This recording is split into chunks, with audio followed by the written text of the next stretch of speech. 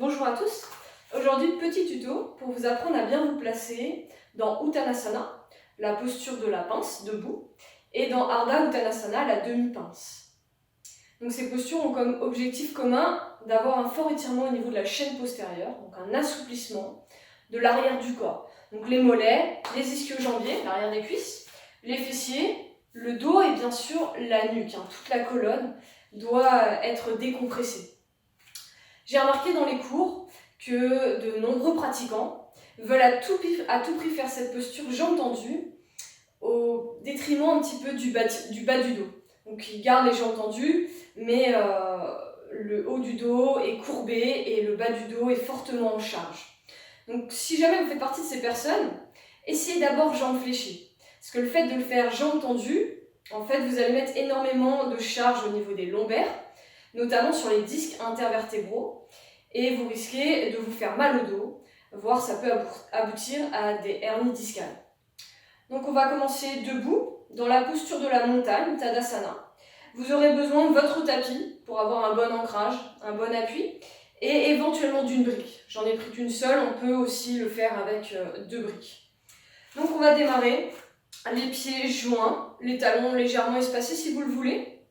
Vous cherchez à pousser les bords extérieurs des pieds vers les côtés pour tourner les hanches en rotation interne. Retrouvez la position neutre de votre bassin en tirant le sacrum vers le sol. Vous devez sentir un allongement au niveau du bas du dos. Les quadriceps sont légèrement engagés pour soulever les rotules. Donc ça tire un petit peu vers le haut, vers l'intérieur et le sacrum vers le bas. Vos épaules sont bien vers l'arrière et vers le bas. On connecte les omoplates. Cherchez à pousser le sommet du crâne vers le haut pour bien vous grandir. Et prenez le temps de respirer dans votre position de départ. Donc vous ressentez l'engagement des cuisses, vous ressentez l'allongement du dos.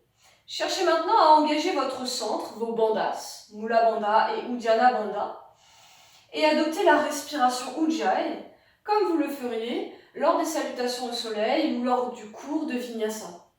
L'objectif, c'est de se replonger dedans et de préparer la posture Uttanasana qu'on cherche à avoir en premier. Donc sur chaque expiration, vous cherchez plus d'ancrage au sol, plus d'engagement dans votre centre. Et sur les inspirations, vous cherchez plus de longueur dans la colonne. La respiration se fait par le nez. On cherche bien à abaisser les basses côtes, à tirer le bout des doigts vers le tapis, le sommet du crâne vers le haut. Et on va partir dans Utkatasana. Vous expirez, vous fléchissez vos genoux. C'est la posture de la force. Alors je sais, on ne l'a pas encore vu. Mon objectif, c'était de démarrer une posture en ayant les jambes fléchies, puisque c'est ce que je veux qu'on garde lors de la flexion avant Uttanasana. Donc placez simplement les bras devant vous. Vous cherchez à serrer vos jambes. Vous avez un fort engagement au niveau des quadriceps, au niveau des adducteurs. Allongez bien votre bas du dos en tirant le sacrum vers le sol. Inspirez ici. Puis en expirant, versez vers l'avant, venez dans Uttanasana en posant le buste sur vos cuisses, de façon à ce que votre poids du corps repose sur les jambes et non sur le bas du dos. On sent déjà un étirement au niveau de l'arrière des jambes. Les mains se posent au sol, à côté des pieds, les coudes sont vers l'arrière. Si jamais vous ne touchez pas le sol malgré la flexion des genoux, vous pouvez mettre vos mains sur la brique. Alors ça peut être une brique ici, ou si vous en avez deux, vous pouvez mettre les 2 briques à côté des pieds et vous relâchez la nuque. Les briques peuvent être à la verticale, à l'horizontale, à plat, c'est vous qui voyez, selon votre souplesse.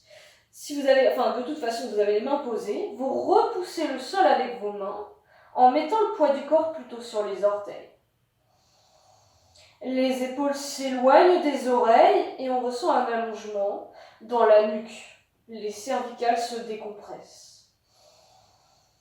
Gardez votre respiration Ujjayi et l'engagement du centre.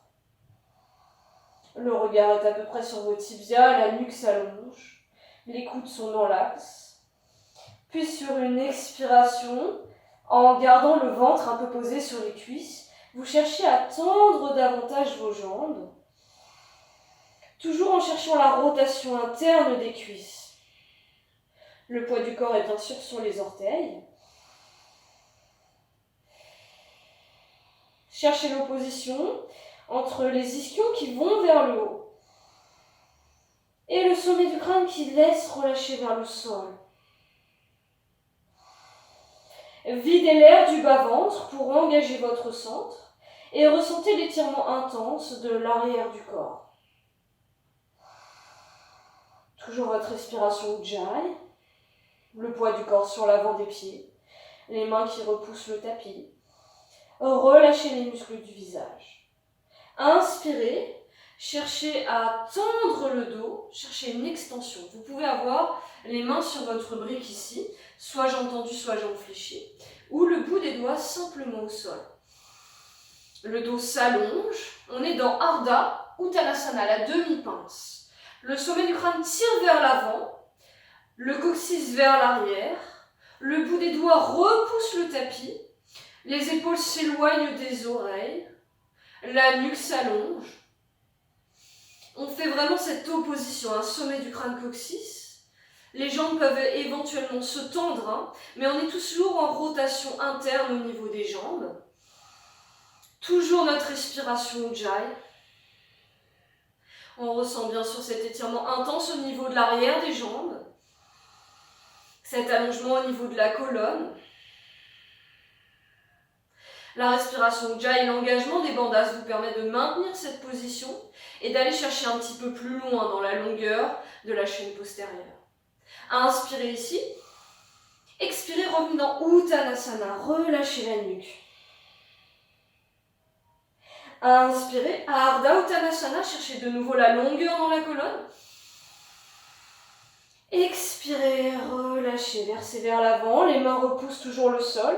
Le poids du corps sur l'avant des pieds. Les jambes en rotation interne. Inspirez. Ardha Uttanasana. Expirez, Uttanasana. Allez chercher plus d'étirement de la chaîne postérieure. N'oubliez pas qu'on peut fléchir les genoux. Inspirez, Ardha Uttanasana. On le fait une dernière fois. Opposition sommet du crâne, coccyx. Expirez, Uttanasana. Versez vers l'avant. Sentez toute votre colonne se décompresser. L'arrière des jambes s'étirer. Puis inspirez, remontez. Urdhva Hasta Tadasana. Les bras vers le haut. Les épaules loin des oreilles. Expirez, Tadasana. Fermez un instant les yeux, juste pour constater l'étirement, les bienfaits de cette posture. Le mental qui s'est entièrement concentré sur votre engagement, sur l'étirement, sur votre position. Voilà, j'espère que ça vous aura aidé dans la posture d'Uttanasana. Surtout ne forcez pas, n'allez pas chercher la douleur. Le yoga, c'est étape par étape.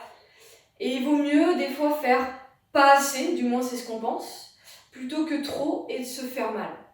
Vous pouvez également faire tout ce petit tuto avec votre miroir à côté. Vous vous mettez de profil, le miroir est à côté de vous et ça vous permet de jeter de temps en temps un coup d'œil pour observer votre posture. Voilà, et si les briques sont encore trop bas, au niveau du sol, vous pouvez utiliser un tabouret ou une petite chaise pour vraiment vous surélever. Mais n'oubliez pas que vous ne devez pas sentir une douleur au niveau des lombaires. Ça doit s'ouvrir, s'espacer et non pas être une contrainte. Donc vous l'avez peut-être pas vu pendant que vous le faisiez, mais vraiment, on n'est pas ici, les bras pendants et ici un gros écart entre les jambes et le buste. Il vaut mieux être ici que là.